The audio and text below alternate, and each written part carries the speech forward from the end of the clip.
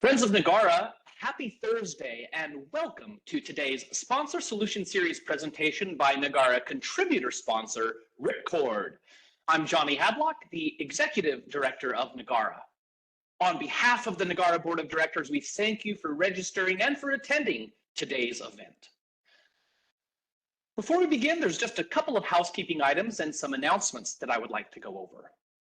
First, today's presentation is being recorded, and the recording, along with our presenter's PowerPoint presentation, will be uploaded and available to all of you in the Sponsor Solution Series archive by tomorrow morning. And second, we'll be having a question and answer session at the end of today's presentation.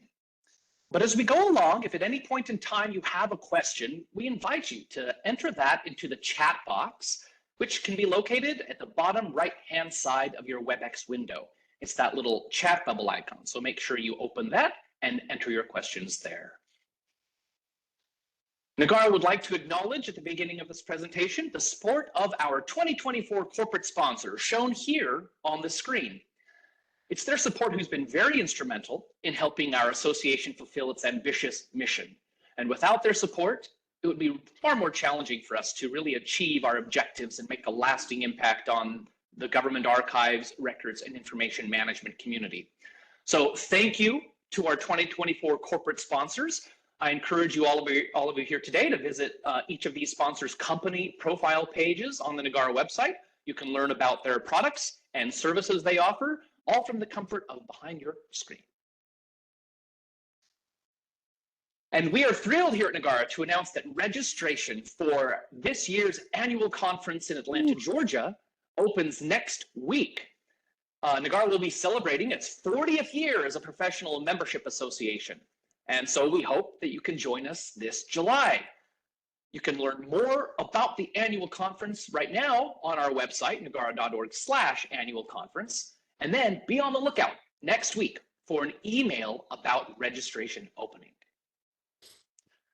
Our largest virtual event of this calendar year is already accepting registrations, and this event will be held at the end of April. Our 2024 Spring Online Forum Data Detox will be an excellent opportunity for you to dive into the challenges posed by rot, redundant, obsolete, and trivial records that clutter our information landscapes.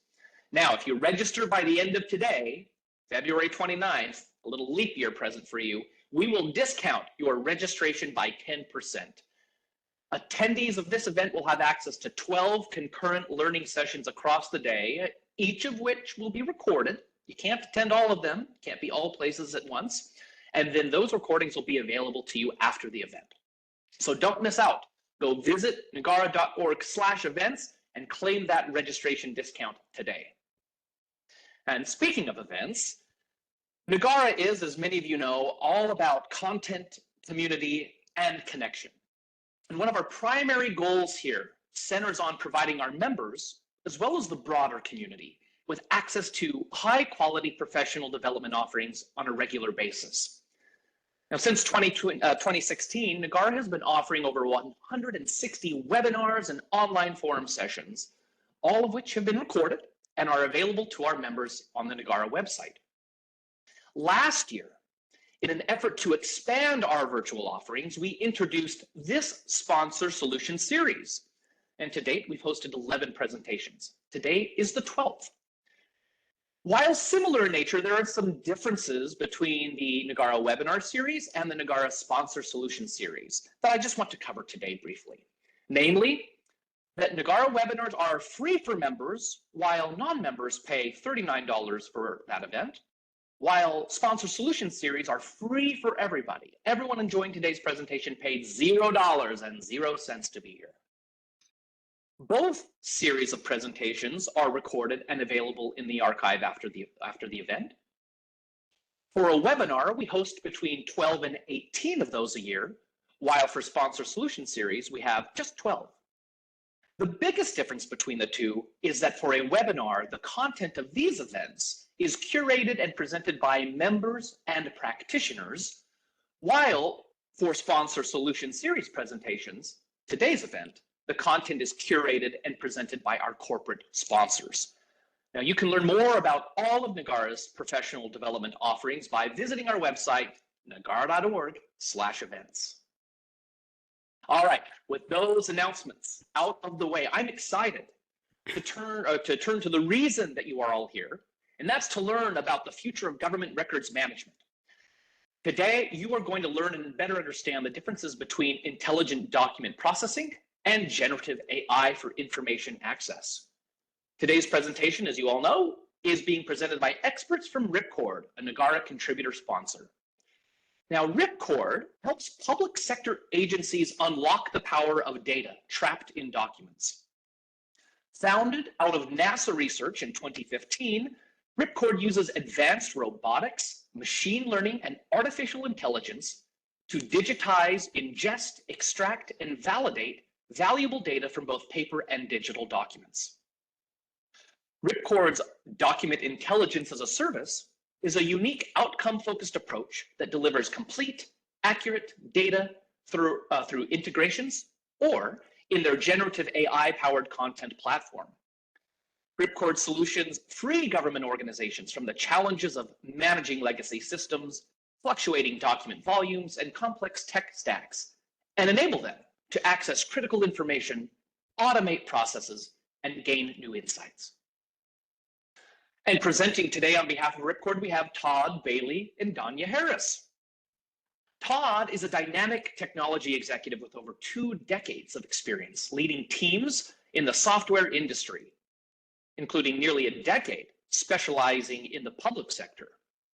He currently serves as Vice President of Partners and Strategic Customers at Ripcord, where he takes a customer-first approach to business and partner development in both the commercial and public sectors. Danya has spent her career applying human-centered design methodologies across a broad range of industries and businesses. She brings together customers, marketplace technology, and business insights to identify opportunities and enhance customer experiences. At Ripcord, she's responsible for creating meaningful connections with customers and helping professionals understand the integral role document intelligence technologies can play in their organization's success. So Todd and Danya, we are delighted to have you presenting today, and the rest of the time is yours, so please take it away. Thank you so much for the warm introduction.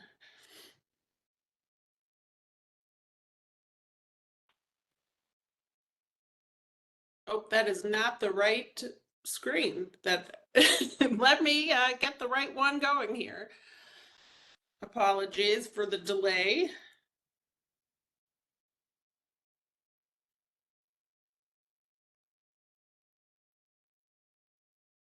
All right. Can you see what I see? You push share. There you go. All right. All queued up. Well, thank you again for the lovely intro, and we're so excited that all of you could join us today to join this discussion as we shed some light on the technology shaping the future of records management and help provide some context around those technologies as they apply to government agencies and records managers, and talk to you a little bit about how Ripcord plays a role. We've already been introduced, so we'll keep rolling right along. On our lineup for today, we're going to cover the basics of generative AI and intelligent document processing, highlighting the benefits that each can bring to records management. Hey, Danya. Yes? The presentation went into a different... I am so sorry. Can you see the right presentation again? Yes. I don't know why it is flipping back and forth. We'll also have a couple of case studies to share how government agencies, both the IRS and the Mesa Police Department, are using these technologies in their processes today. And we'll wrap up with a few things to consider when choosing a solution for your agency, as well as some ways that Ripcord can help transform your agency's records management process. So without further ado, let's dive in. Is it going to keep doing that? It sure is. Okay, Let's start by just laying a little bit of a foundation. I suspect most of you on this call have heard the buzz around generative AI or ChatGPT, or used a technology tool that recently announced a launch of a new generative AI feature. But what is it? How is it different than intelligent document processing, which you also may or may not be familiar with? And what do those technologies have to do with records management? So let's start with intelligent document processing, or IDP. There's a few key things you should know about this technology. First and foremost, it uses machine learning to understand documents, and that machine learning relies on a couple of other technologies: OCR, or optical character recognition, which turns text into machine readable characters, and natural language processing, which is able to take those characters and understand what they mean. And then machine learning uses algorithms to help interpret and understand and identify the information that's important in documents and data. The machine learning algorithms that are part of intelligent document processing can also be used to recognize document types or classify document types. And from there, from those specific document types can be used to extract specific data or key value pairs, such as name equals, John Doe. And the outcome is structured data. That structured data is able to fuel analysis. It can drive process automation and help, with things like speedy document recall, and locating documents in basically finding a needle in a haystack. The way that intelligent document processing works is that it is trained using sample data. So you would take, the kinds of documents that you work with regularly, determine which of those documents has, or which of the data points in those documents is most important for your processes, and then you would work with a series of those documents to inform the model about what you're looking for. And the more you use the model, the smarter it gets, the higher the accuracy, and the better it's able to deliver the data that you're seeking. Did it switch again? Oh my goodness, I am so sorry. This is really giving me a lot of grief. It doesn't like me to have more than one window open at a time. Give me one more second to get this squared away. I'm so sorry. Don't worry about it. These are live events. These things happen. I flub up all the time. No one minds. Everyone gets. Okay, in the post-pandemic era, we're very, very generous. I have been working remotely since way before the pandemic, and this is the most trouble I've had. So let me try that one more time.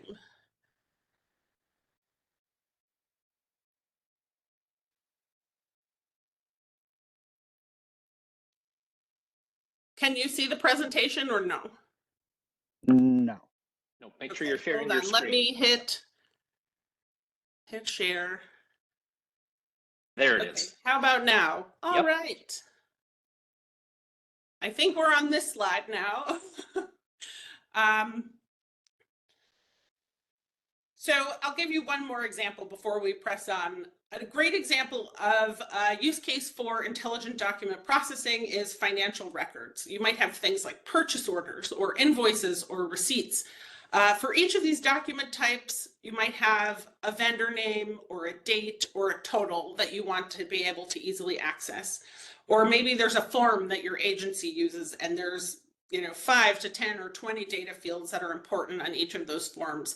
IDP is great for being able to recognize those pieces of data across different document types and extract them. On the other hand, generative AI uses different kinds of AI-based technologies to understand documents.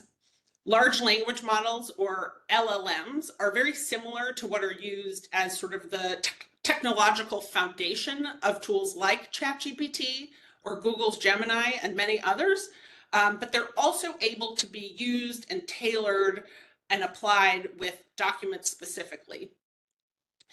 LLMs draw on huge volumes of data, essentially, the entirety of the internet and much more, to learn how to derive meaning from text and from documents. When generative AI document tools are created, they can be used to offer summaries or translations, or answer questions based solely on a document's content. And because we're applying, in this case, these large language models to documents, and we're not pulling information from the entire internet, it prevents some of the issues you may have heard about with ChatGPT and hallucinations, or providing inaccurate or sort of made up information that can happen with tools that are just focused on generating new content. With generative AI for documents, rather than creating models, around specific information in a document, the user can create prompts, whether it's a question or a request, in really simple language to access the information they need from a document on the fly. For example, you could ask your tool or one of Report's tools for a summary of a lengthy report, and it would deliver a brief description of the content of that document. You could also prompt a document asking about a memo, for example, and say, who sent this memo? What was the date? What's the topic? And provide me, a high-level summary of the key points. And it's really helpful in terms of digesting information in that way. Now that we've provided a little bit of background on how these tools work and some of the fundamental differences, let's take a look at how we can put them to work in records management. So with IDP, it tends to work best with structured and semi-structured documents. That means there's a similarity in the data and the organization of content from one record to the next. So a structured document is typically like a form where every iteration of that document is pretty much identical except for what the data is in a given place. Semi-structured might be something like an invoice where there's some variation, but largely the types of information and the locations are similar. It also works best with consistent document types. If you're working with, if every document you're working with is different, it struggles to, find patterns a little bit more than if you have, 10 or 15 or 20 or even 50 different document types that you see on a very regular basis. What it's really great at is high accuracy data extraction. So being able to pinpoint and pull out specific information in a very repeatable way at nearly 100% accuracy from large volumes of documents. So if you're having to process applications or forms or other kinds of documents that are flowing in on a regular basis, IDP is a great solution there. It's also great at document classification. So being able to tell one type of document from another and do that again with very high accuracy. It also learns continuously. So as I mentioned, the more you use it, the better you get. And it's really great when thinking about process automation. And we'll talk a little bit more about our solution for the IRS in just a moment. Todd will share that with you. But as I said, processing tax forms is an example where IDP can be really useful. It's ideal for any use case where you are manually entering specific data from a document or manually looking up specific data from a given set of document types. Generative AI for documents is really ideal for instances where you have many different types of documents, when new document types are frequently added, or the content is very unstructured. It's very different from document to document. And the content of these documents may vary really widely. So it could be things like reports or contracts, memos, other kinds of, free-form documents. It's a great tool. It can also be used, of course, with structured documents as well.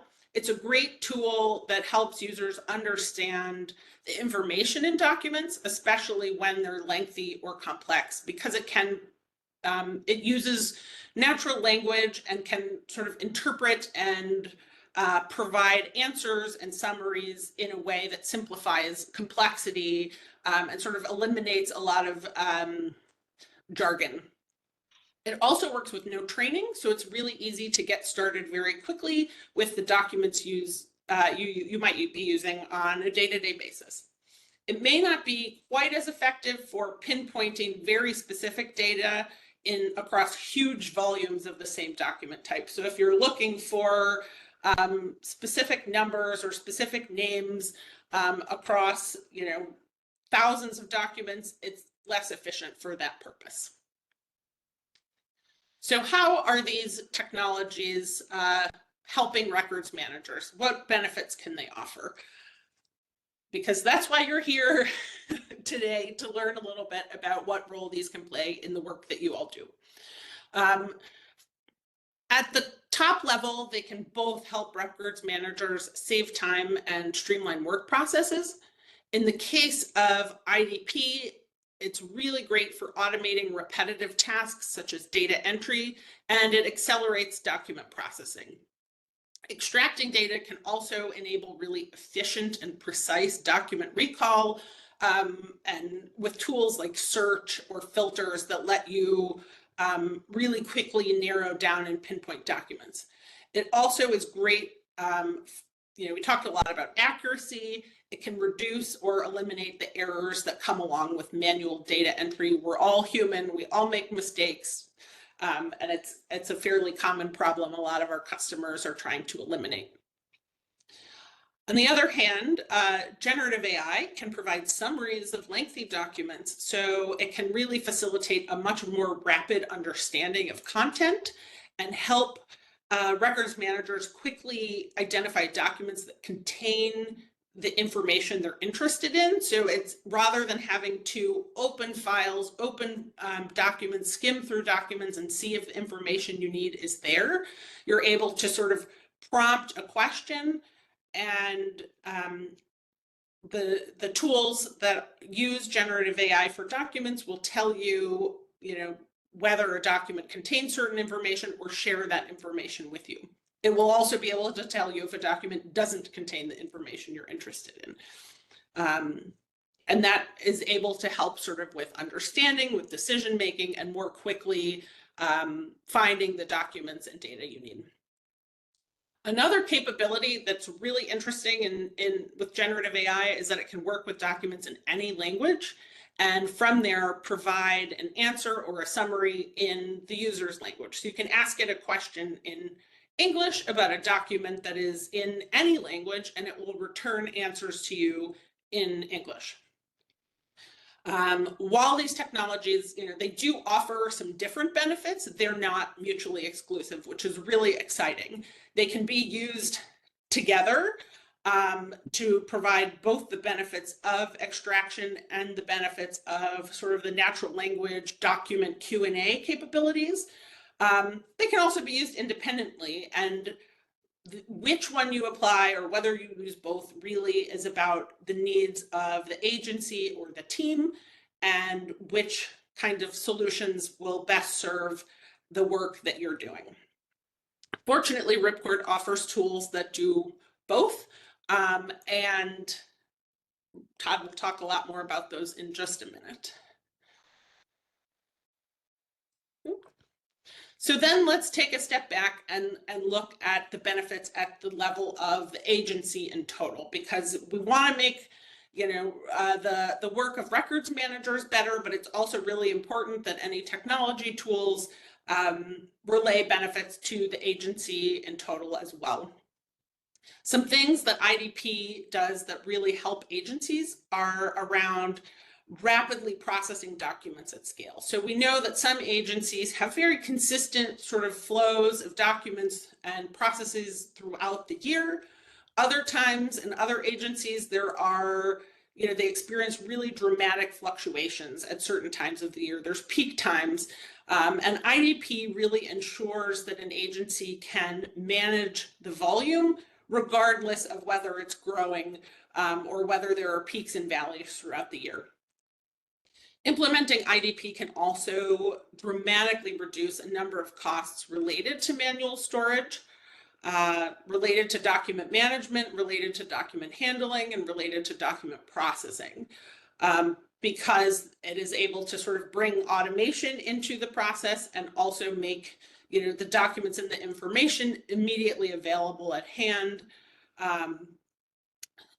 It's very closely related to improved efficiency because it's able to eliminate a lot of really tedious manual data entry, checking that has to happen, and can help teams access records and data in seconds. So rather than having to visit a file room and dig through boxes or comb through folders and files and subfolders and subfiles on a hard drive and then open documents and review, you're able to quickly search and pull up the documents that you need. Finally, it can really be useful to help in terms of compliance, because with the data extracted, it can play a role in enabling automation of retention scheduling, because you can set up business rules and workflows so that the documents are retained as they're needed. It also makes it possible to very quickly recall records as required or upon request to enable compliance with either needing customer service requests or other kinds of regulatory requests. When it comes to Gen AI, I think some of the benefits to agencies are, I think at the biggest level, are helping agencies understand really complex documents and arrive at valuable insights in just a fraction of the time. Because, while it is not a substitute for reading and research and, deeper understanding, it helps records managers and people working with records find the information they need, understand whether a document contains it, get sort of the summary and a high-level understanding so they know where to invest their time and where they want to look further. Gen AI also is able to deliver other efficiency gains for agencies as well. Teams can minimize the time they're spending hunting for documents and access the information really quickly by asking a few questions rather than doing the same sort of sorting through files and folders and skimming through documents that you might with other kinds of processes or with sort of paper-based or hard drive-based searches. Users can also extract information from multiple documents on demand. Again, just simply creating a prompt, asking for several data points from a group of documents. While the accuracy of this approach may not be sort of as on point and precise as IDP, it's really useful when a team or an agency works with a variety of document types and isn't doing a ton of data extraction regularly. Which I think actually brings me to a point about Gen AI's ability to be applied agency-wide. Because it's not trained on a specific set of documents or a specific set of data points, it can really be used with any type of document, and the user can determine what information they want to access in their documents at any. Finally, getting started with Gen AI, it's really simple, really quick, minimal onboarding, minimal complexity of implementation, and it's so it makes the transition a lot simpler for an agency.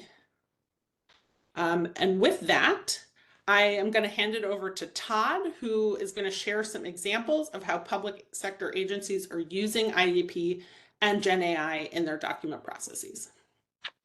Thanks, Tanya. That was a great intro. A lot of nuances between IDP and Gen AI. So let me kick this off. The IRS. Everybody knows the IRS.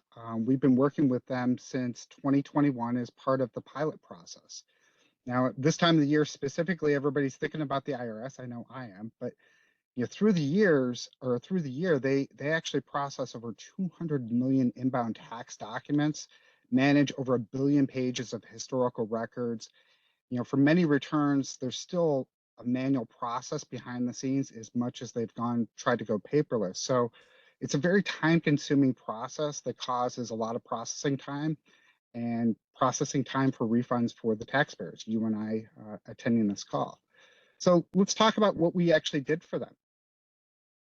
So we were tasked with helping them with processes around both the 941, the quarterly tax return for businesses, also the 709, which is used for reporting gift taxes. This was again a part of a pilot process. We entered into phase 1. We were promoted into phase 2 after our success, and now we're in a 5-year long-term contract with the Internal Revenue Service, helping them successfully navigate this processing and meet the expectations of the stakeholders. So let's talk a little bit about how we did this. First, of course, it's about rapidly digitizing forms. We've got cool robots I'm going to be showing you a little bit later. We're using to do this, and that's one of the reasons we founded the company, was the ability to do that. But from that point, it really comes into a superpower I think that we have, is using AI to assist with the data extraction, using IDP with validation, because you would expect 100% accuracy on your returns. I know the IRS does. So we're looking to accomplish that. Now, because there's a lot of complex business rules inherent with the forms that we're dealing with, we have to build in a verification process, or we built in a verification process leading into human in a loop, which is prior to the final delivery back to the Internal Revenue Service. So in short, we're actually filing these forms on your behalf, and we're doing this consistently with high accuracy. So let's talk about some of the outcomes. Some of the outcomes for the Internal Revenue Service is the number of forms that we're able to help them process through the digital intake process.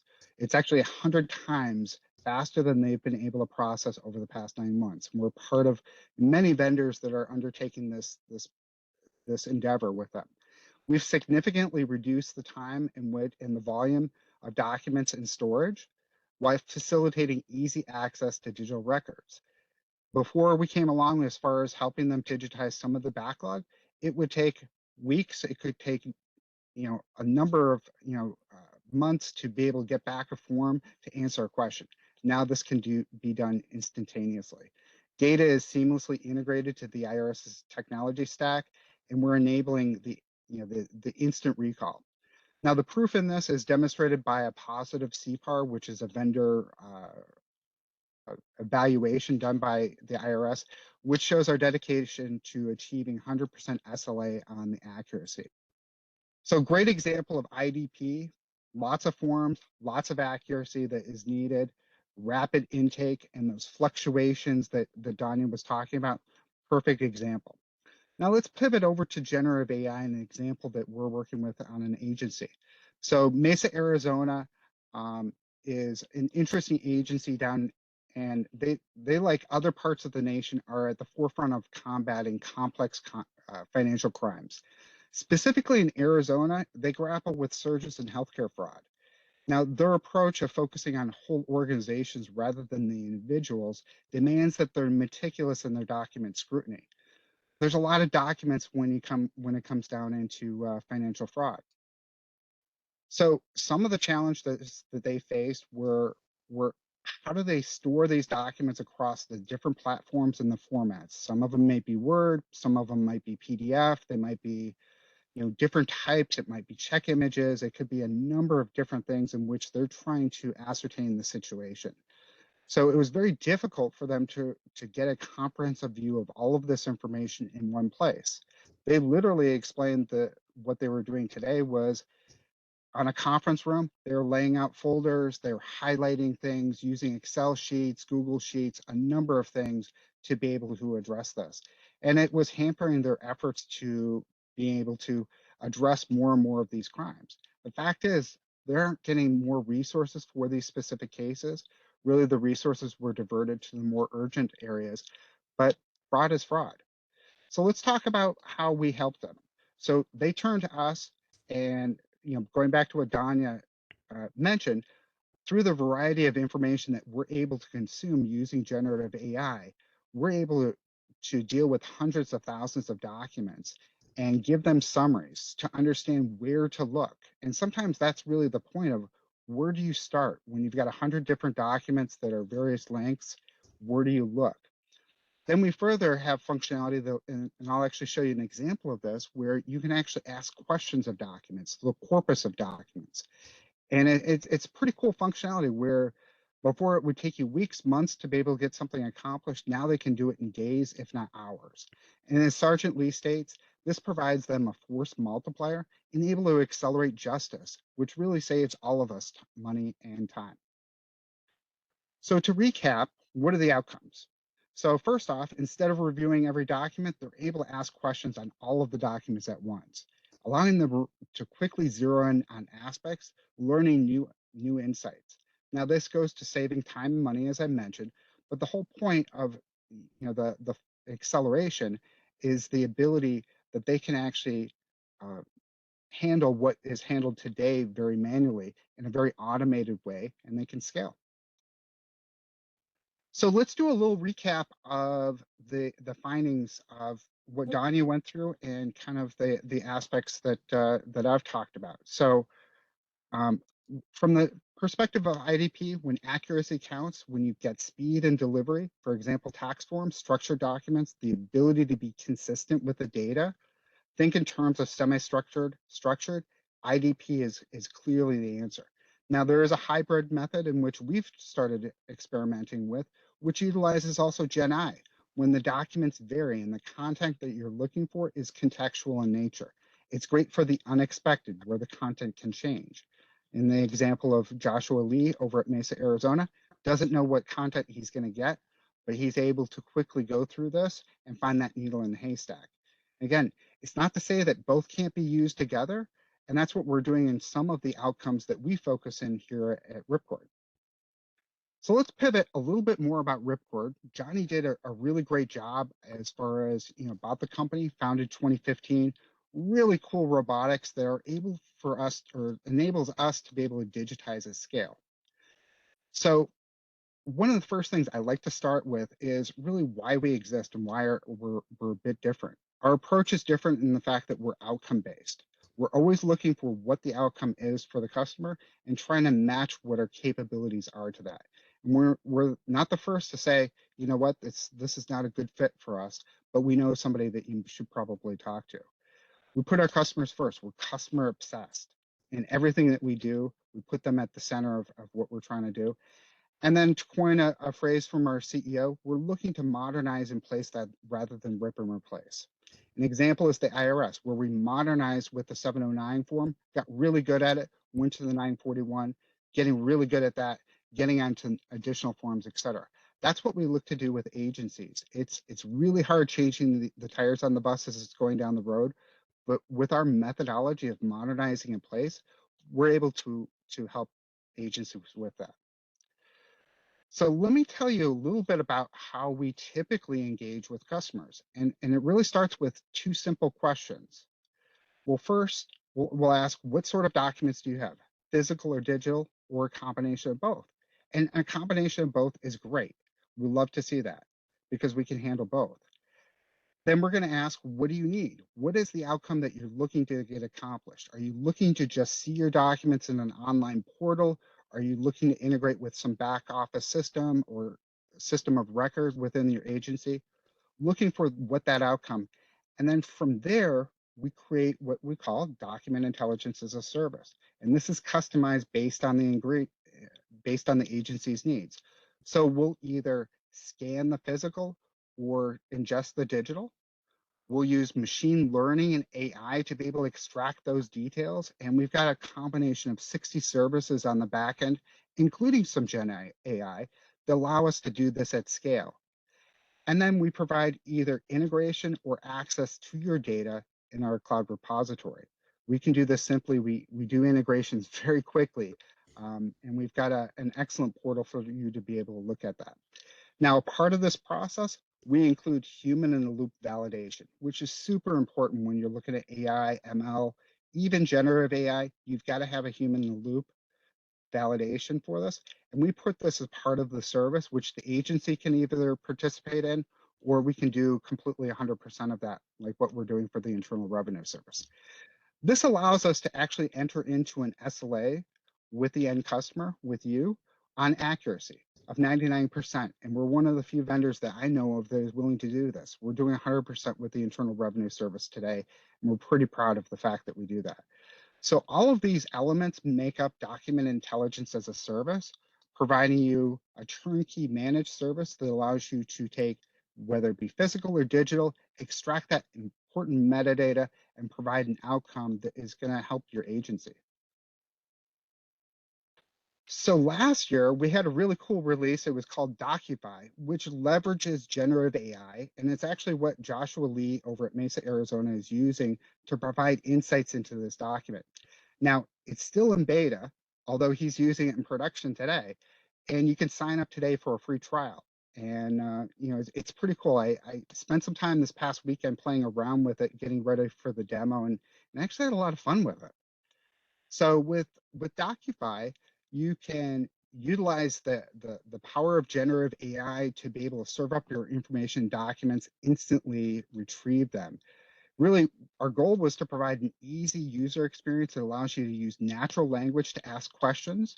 It provides summaries within seconds, search across various documents in a variety of ways, tag relevant events, details, create notes, all of this. And it's pretty cool. I can't wait for you to see it. Now, I spent some time on the NAGARA website, Johnny, pulling down some of the documents. And anybody that hasn't looked at the materials on the NAGARA website, I'd strongly encourage you to take a look. A lot of good stuff. So easy login screen here. It'll immediately launch you into Docufy. Very easy user experience. The first piece that you get to is the workspaces. And you can see a couple of the workspaces that I've created here: FedRAMP, SOC 2, Remarkable. I was trying it with my notepad. Created a workspace for NAGARA, looking at aspects around compliance and other things that are of interest to me to start this. So I could either drag or drop my files here or upload them, as I'm choosing to do here. So there's 5 documents that I found on compliance. You can see the upload goes pretty quick. I did not speed up the video. It really is that quick on the video. And it starts processing immediately. Now, I can allow it to process, and it's going to do the summaries, as you can see in the background, or I can start asking questions. And I was curious, which ones are state, which ones are local as far as law? So launched off that question, it's going to go through each document and figure out, is this a federal or is this a state? Federal or state? So I can isolate my searches. Now I'm going to pick the first document here and say, and ask a question regarding this document. And the first part of it I was thinking about is like, well, let's start with a summary because I'm in the notes section. I want to capture all of this detail. This left hand or right hand pane is a notes. From here, I'm noticing some context regarding sensitive data, personal use, city. So let's dig into that a little bit. What are the rules of accessing and transmitting sensitive data? Instead of looking through the entire document, I'm able to just ask Gen AI, what are the rules? So it goes through and processes it, provides me some information. Now, I might think that this is an interesting part of this, so I could actually go back and tag this so I could later review this. And this is like starring your documents within any other system. Let's ask it another question. So for example, let's describe the user responsibilities. And this time I didn't even ask it a question. I said, just describe the user responsibilities. So it provides me, based on its understanding of the document, user responsibilities.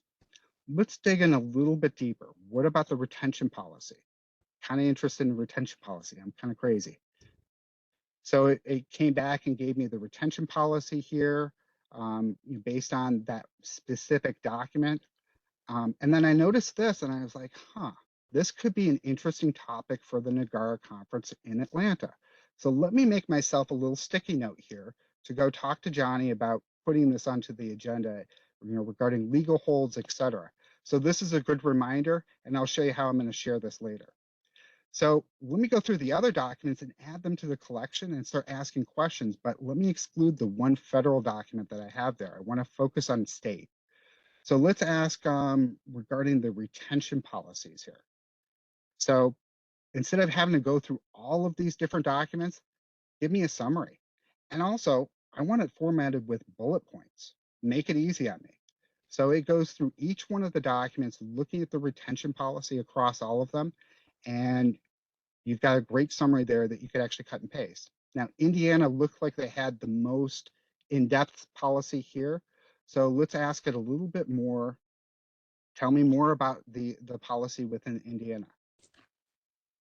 So this goes pretty quick, and my typing is a little bit slow on the screen, but it was able to provide instantly the answers regarding Indiana. Pretty in-depth policy that they've got there. So I'm gonna have to go check it out further. So you remember when I tagged one of those notes as like interesting, starred, I could tag, I could add a sticky note. This allows you to be able to filter through those various items within the notes pane. So you'd be able to focus in on those. And then to share, it's one click of a button. You get a professionally formatted document that you could actually share with an individual. A colleague gives you the name of the workspace, the purpose of this, very, very nicely documented, easy to use tool. And again, right now it's free, so check it out. Let us know what you think of it. We'd love to hear what your use cases are with Docufy. And we're looking to further advance the what we're doing here. So going back to kind of the blessing and the curse, we go across a lot of different sectors with public sector, from document management to application processing to inspections to you name it. The use cases really are limited list with document intelligence as a service. How we provide this with a managed service, allowing you to focus in on the agency, with the aspects of Gen A providing a really cool set of features. So I'm going to open this up for questions, but before I do, we partner with agencies looking to gain value from the documents. Really, the data that we see is the ability for you to increase efficiency, whether your agency is in the early stages of a digital transformation or working mostly on paper. We're here for you. We're able to get you along. We're outcome-based, looking to modernize in place and help you along the journey. So, looking to be customers obsessed with you as well. So Todd, I think we got one question in the chat so far, which said, with the automation of retention schedules, will archival records be automatically transferred to Washington State Archives? My take on this is that because we offer document intelligence as a service, we can work with a particular agency to set up the document flows as appropriate or as needed. And in terms of automatically transferring to the archives, that sounds like a maybe specific use case. But Todd, anything to build on that or change? No, I think you grabbed the essence of it. So we'll work with the agency and understand what the record retention plans. We'll actually put them in place as those change. We can work with you on those, and we can either automate the transfer, or there's actually flags within the system that you could say, transfer this automatically for me. So giving you that review process. Really, what's important for us is to understand what you want to get out of this versus dictate the process, because every agency, every state, every locality is different, and how you want to run your agency is not up to us. It's up to you. We'll work to adapt the technology to be able to facilitate that. We're working with a federal agency right now that is going through the same process with NARA. I think a lot of people are working through that. And same sort of questions come up. And really what was key to them in working with us is the flexibility that we approach with, and not a standard cookie cutter standard. This is the way you do it, SOP. There's certainly plenty of SOPs that are available through NAGARA, through partners and people that actually do this day in, day out. What we want to do is provide you the solutions to be able to enable you to do how you want to do it. That was a good question. Yeah. Just as a reminder to everyone to enter your questions into the chat. We've got some time here, so feel free to do that. So Johnny, can I ask questions of the audience? Sure. I'm kind of curious as to how many people are playing around with Gen AI, And if anybody is willing to kind of even put into the chat that they're working with Gen AI and any thoughts around that.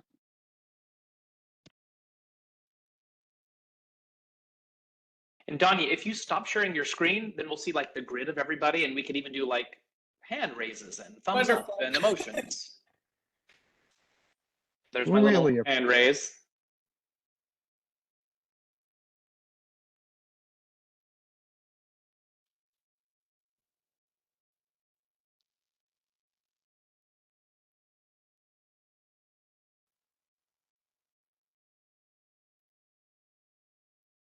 I see a question here. An individual wants to know where they can sign up for DocuFi.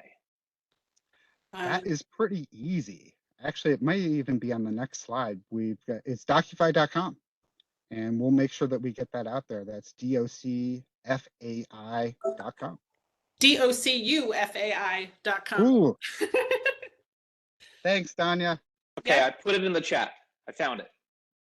Awesome. Yeah, check it out. It's really cool. I started, Johnny, as I mentioned I started on your website. I was like, what materials can I use for this demo? And I just downloaded a bunch of stuff on retention and compliance. I'm crazy, and it was really interesting to kind of see, and I didn't record the entire session that I did, but it was interesting to see all of the different types of documents and perceptions on it. It was just a good exercise. I'd love to maybe talk with you later on it. Great. And if you are an organization who's still working with a lot of paper, we actually have coupled the capabilities of DocuFi with our robotic digitization capabilities, which we didn't spend a ton of time talking about today. But if that's something you're interested in, we have some really interesting bundles that will help you take the leap from paper to Gen AI and be able to work with all of your documents in this way. I'm also seeing another question here from Marcus. He asks, are you hearing any concerns about the risk of implementing AI for records management? And if so, how do you address those concerns? Do you want me to take that one, Danya? Sure, go ahead. Yeah, just like any other technology, there's fears of what this brings and trying to understand it. I know the federal government is still trying to grapple as far as, the boundaries and the policies and procedures. I was just at a think tank event in DC earlier this week, in which that was the very subject of how responsible AI can be governed and managed. So policies and procedures are still being, figured out, but our stance on privacy and making sure that your data is not used for training purposes. We've got policy and papers on that and agreements in place for that. Now, each agency is going to have their own stance, and it's going to be important to kind of push, from the perspective of, this is emerging technology. I look at, what law enforcement is what they're dealing with in the criminal rings. They're using latest and greatest, and where public sector sometimes is behind the times. But I think this is the time in which we push to have responsible AI, generative AI policies in place, and we're seeing it be embraced. I was on another call with the VA earlier today, where they're actually having a challenge regarding generative AI and the aspects of this being valuable in clinical notes and be able to expedite care for veterans. So it's coming. Each agency is doing a little bit differently. We've got the policies and procedures and working closely with AWS and the other cloud vendors to make sure that we're managing the risk and being responsible. A couple more questions. Do you believe that this could eventually identify information subject to FOIA exemptions? I think it's an indicator. I don't think the human in the loop is always going to be there, and it needs to be there, at least for the next while. So I think it can help identify it, but you need somebody else to say, okay, this can be released. And that's the same thing with redaction. Redaction technology has come a long ways. We're playing around with some of the aspects, but you do need to have that extra layer of human, and that's where we're moving people from jobs to careers. And I was talking to Charles Reddick, who is the former commissioner of the Internal Revenue Service, about that aspect of people scanning. That's great, that's a job, But if we move them into a career of how do they do, more with what, what the organization needs, that's where I'd focus on. And there's one more question. My agency is beginning to transition to M365 records management. Do you think M365 records management integrates well with the use of IDP with Gen AI? Thoughts on this, Todd? Yeah, so records management, they've got I'm not going to talk about their features. I know Copilot is pretty interesting as far as the Gen AI portion of it and how that aspects. Whether this is a seamless experience and how it works within your agency, I think are two of the things that I would be, looking at. And it's still evolving. It changes from a day-to-day perspective, and Microsoft and Google and all of them, one day one's going to be better than the other and just, turn around. So it's evolving.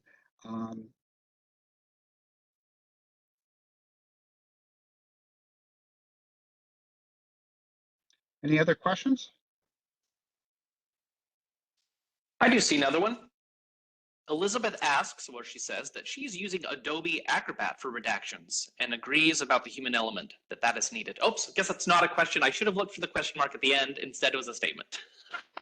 But it's absolutely right. Regardless of what tool, whether you're even using Ripcord's tool, you need to have the human. I'm going to be, I love technology. I use it all the time, but it does have its limitations. You need to have somebody in the loop. I'm sorry.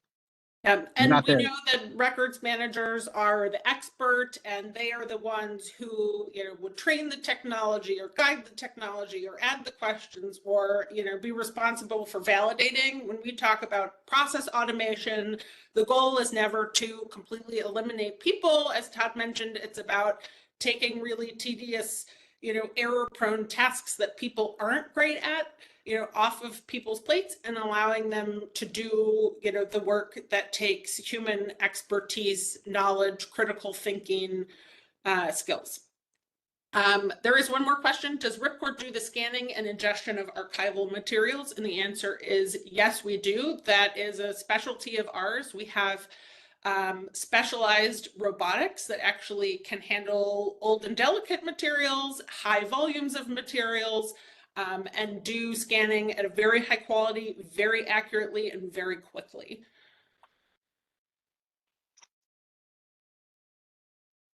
Excellent. I'm looking for more questions. I'm not seeing any, but Danya and Todd and Ripcord, thank you. Thank you again so much for today's Sponsor Solution Series presentation. Very informative and exciting. As a reminder to everybody, this was recorded. The PowerPoint and the recording will be in the Sponsor Solution Series archive on the website, and by tomorrow morning, I will send you a link directly to that page, free and accessible for all. So thank you, everybody, and we'll end there with have a great day. Thanks, Johnny. Thank you. Thanks, everyone.